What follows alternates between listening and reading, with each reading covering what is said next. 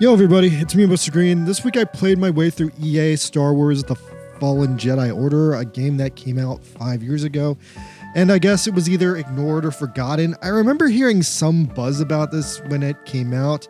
Anyway, someone just gave me a free copy of it, so I decided to speed through it since I was told incorrectly that I could beat it in a day. It took me closer to a week because it does have some pretty hard puzzles. So, yeah, I forget what the big deal about this game was, but if I remember correctly, I think it got shunned at release because Star Wars is officially now a tainted dead brand ever since those horrible Ray Palpatine movies and that recent cheap, soulless Disney crap. And then, yeah, EA also not super popular for being one of the most cash-grabbing and exploitive video game companies. So this was definitely a child of a match made in corporate merger hell. And yeah, because I didn't want to support two uber-rich monopolies and make them any richer, I was definitely going to never buy this one. But hey, since I got it for free, here's a free review. Alright, so the game overall, very weird. Like, the game really sucked at first. I did not like this game when I started it. What kept me borderline interested was a compelling enough story and the fact it has really good graphics, like some of the best video game graphics I've seen in like a hot minute. That kept me playing, but the game starts out as garbage, which is ironic because it starts out on a garbage planet, and eventually it becomes better, but it doesn't truly become good until the end, and the game is never great. Now, there's a couple of things I can at least praise about the game. The most interesting thing about this game is definitely its story. It's written from a very bubble perspective of Star Wars being seemingly created by writers who were only interested in Star Wars The Clone Wars animated series and the recent Star Wars movie Rogue One. So it very purposely feels that this was created by a team of writers who were only given the Clone Wars and Rogue One to work with and told to make a sequel connecting the two. And because it's limited in scope, I actually think that makes it a lot better than a lot of the more recent Star Wars projects, which have tried to cram everything from the past 40 years in there and have been like an unrecognizable slop of like everything. So yeah, in that aspect, it's probably one of the most compelling things to come out of Star Wars ever, or at least recently, because it's only jumping off of the Clone Wars animated series with no greater connection to the Star Wars multiverse. There is very little like references to like Obi-Wan or like the Skywalker family, and the characters feel like they're on their own completely new and unique path forward, and I was really surprised and refreshed by that. Also, I'm going to praise the game's overall world and landscape graphics for being stunning and incredible, and pretty much the main reason I played the game, just because everything was so goddamn pretty. I would like sit on a cliff and look at how pretty things were. But at all the graphics in this game, the human animations are janky. Like sometimes early on, I thought maybe the actors in this game were just butt ugly, but nah, it's not the actors. There's definitely something off in the animations that's making the people look way worse. Like, I don't know what it is. Maybe it's something wrong with like the models or the renders or the animations, but everyone in this game just kind of looks like a mongoloid, especially the main character, Cal Kestis. It took me such a long time to warm up to him as a protagonist because at first he just comes off as this big dorky loser. He reminds me a little bit of Fry from Futurama, but then he eventually becomes a cool character at like the very end of the game. But even when he becomes cool, he still has like a dorky haircut and a really lame costume. The entire time he's just running around in this creepy black gimp suit with a series of barely fashionable ponchos. But yeah, back to the mongoloid character animations. Sometimes also the character's hair physics would like fall off, and that was insane. I've never seen that in a video game before ever. Now, I played this on PS5, and I think it was a PS4 game. Maybe my PS5 was janking up the PS4 version, but like almost every single cutscene had the audio significantly out of sync with the mouth flaps.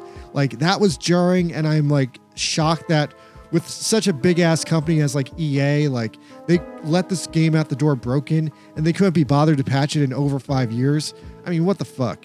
Now, moving on to the gameplay is probably one of the biggest problems with this game because this game is sort of Star Wars Tomb Raider. The main gameplay loop is that you fly around to fantastic alien planets where you have to find some ancient Jedi doohickey. And usually finding the doohickey is actually pretty easy.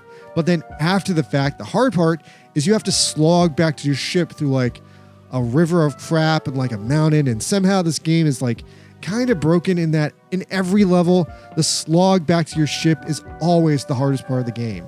Like, doing the mission is easy, getting home is the hard part. Like in the first real level, Bogano, to get the doohickey, you just slide down a water slide and there it is. But then getting back to the ship took me hours. I had to jump over canyons, I had to do like physics, I had to build ropes and all kinds of convoluted crap, and it only got worse from there. The trips back to the ship ended up being so stressful. They were single-handedly the most stressful part of the game for me, and it's one of the main reasons that I did not play this game to 100% completion. On top of that, I realized that throughout playing the game that like there were so many things that you could only get if you had like a full roster of abilities that a majority of the game is designed to be like completed in like a new game plus run. Like apparently you need to come back and like redo stages for 100% completion from the get-go, because when you play through the story, certain parts of the levels become inaccessible and you can no longer get 100% of their content. In fact, when I eventually rage quit on like the post game, like I didn't even go back to the ship. So now my personal version of Cal Kestis is just freezing out in the snow a million miles from home on the planet Canada right now. Now, I definitely would have enjoyed this game 100 times more if it just had some basic checkpoint system or literally any kind of way to fast travel, even a little bit, like just fast travel even back to other parts of the planet without having to make a 40-minute walk. But nah, it doesn't have that, and that's why the game is fucking awful. Like, if this game just had this, yeah, sure, I probably could have been in 6 hours, but the lack of the fast travel, I don't know. On the one hand, it makes the game more realistic, but I'm very conflicted if it makes the game better or not. I'm inclined to say it didn't because it just stressed me out so much and it felt way too tedious. But maybe they left that in to like encourage exploration and like finding more bullshit. But yeah, I don't know. For me, it just felt stupid and not fun. Like that's the worst thing about this game. It's just backtracking the video game. The main thing that kept me invested in the game was that it does have really, really good lightsaber combat physics. The combat is actually some of the most exciting video game combat I've felt in years. So yeah, the game has like bad gameplay, but really good combat. Like the combat gave me this weird feeling of it almost being broken because any fight can technically be won in a few seconds, but randomly enough, that same fight could also go from an instant win to an instant fail if an enemy just cornered you and got off a big combo. Like, even when I was at the end of the game, there were still a lucky couple of stormtroopers who would overwhelm me or combo me to death, although I did get really, really good at instant killing them with like force chokes as long as my power meter stayed full.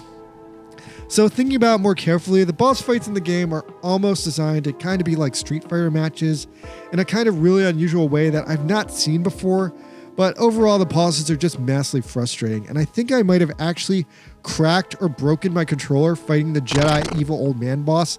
Like I heard a crack and I was like, oh fuck, I actually cracked it. I've never done that before, but this game just, it pushed me that hard, guys. All right, so then there's this one problem with the game's combat physics that I have to bring up though. The combat physics are also sort of dependent on doing parrying, and I'm not sure why, but the game's parrying system absolutely sucks. I do not know what is wrong with it, but here's some speculation I can throw out.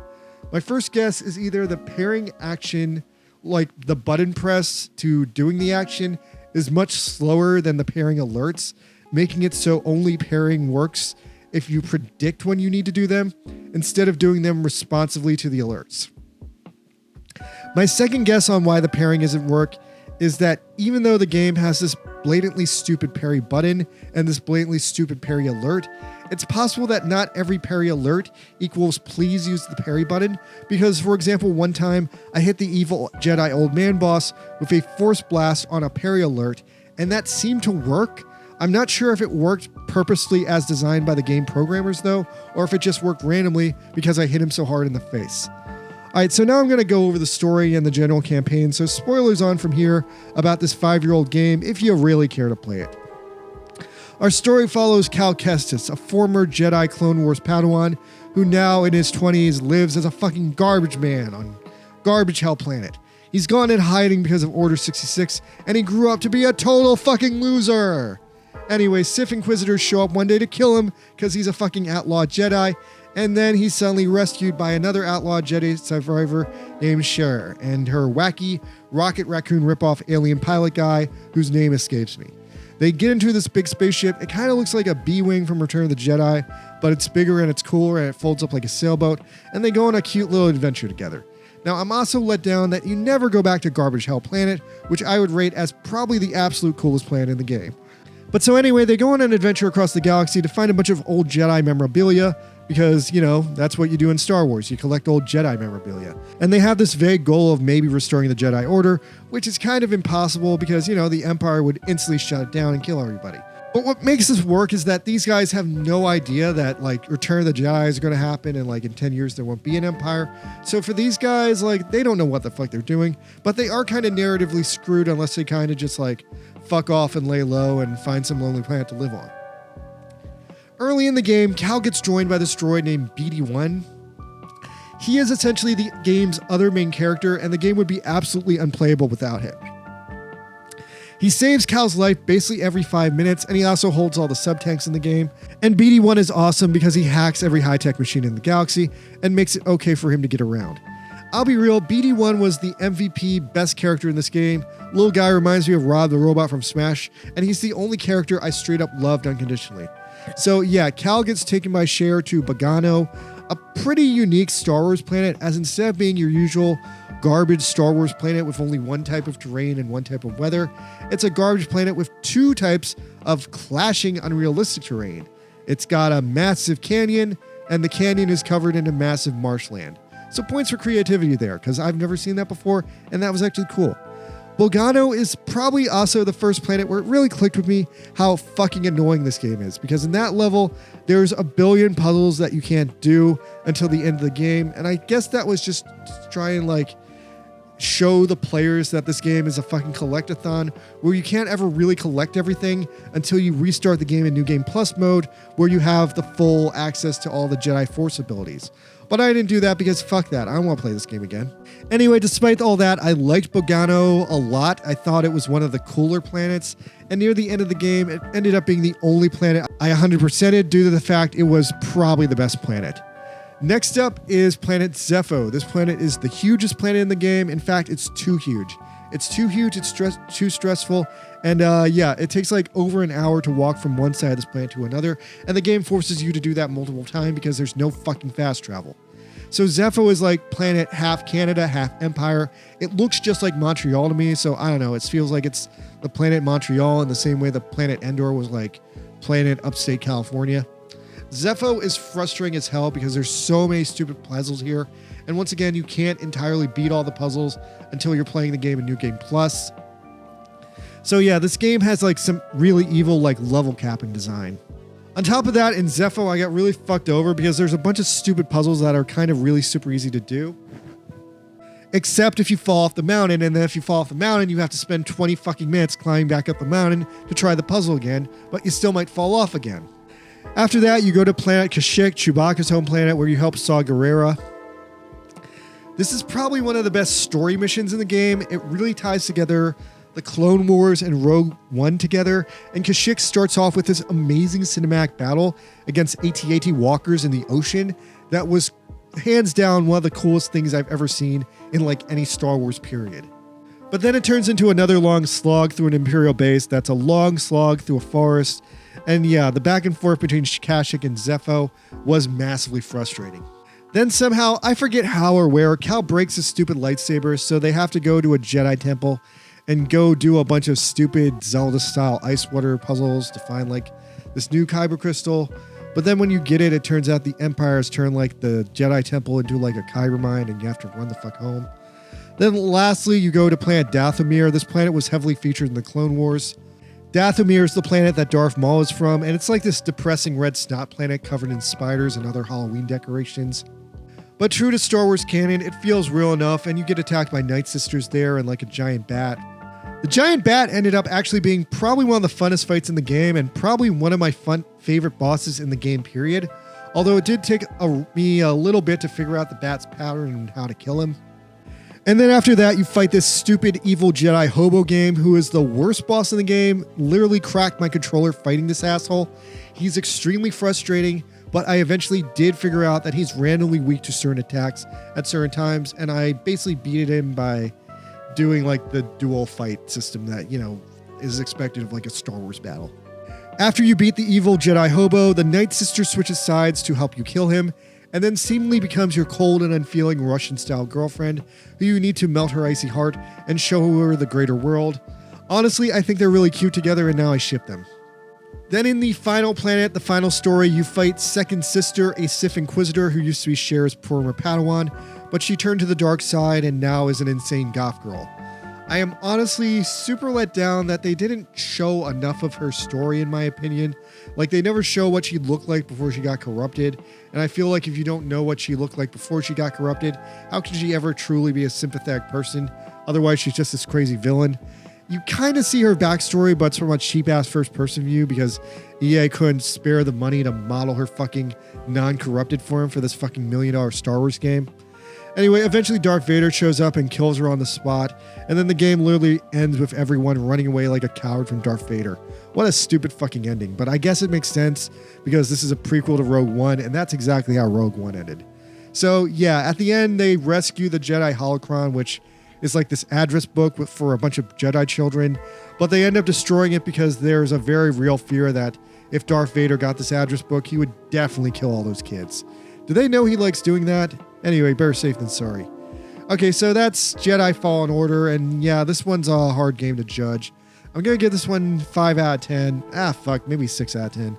I definitely hated this game at first, and I mostly played it for the graphics and the story, but it eventually became enjoyable by the middle of the game, and I was liking it by the end.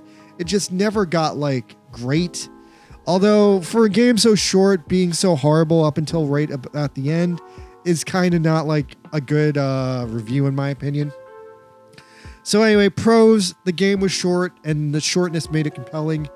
Lightsaber combat was really good. The level graphics were beautiful. The story goes in a cool and unique direction for Star Wars. Cons, the human models and animations sometimes look like ass. People's hair and eyeballs would fall off. The game starts off too limiting. The backtracking and lack of freedom while traversing the map made me want to kill myself. Very little actually happens in this game. A large majority of this game is just walking from point A to point B with nothing in between, and you need to play New Game Plus to actually 100% the game, which I fucking hated. In closing, I want to mention another Star Wars game that I played as a kid, Shadows of the Empire. Shadows of the Empire is a game that was made over 30 years ago on the N64, and it's a game that did everything right that Fallen Order did wrong. Both tell relatively short stories about a badly defined, wandering protagonist on the outskirts of Star Wars canon, but Shadows was so much better than Fallen Order because everything wasn't a bullshit MacGuffin collectathon in that game.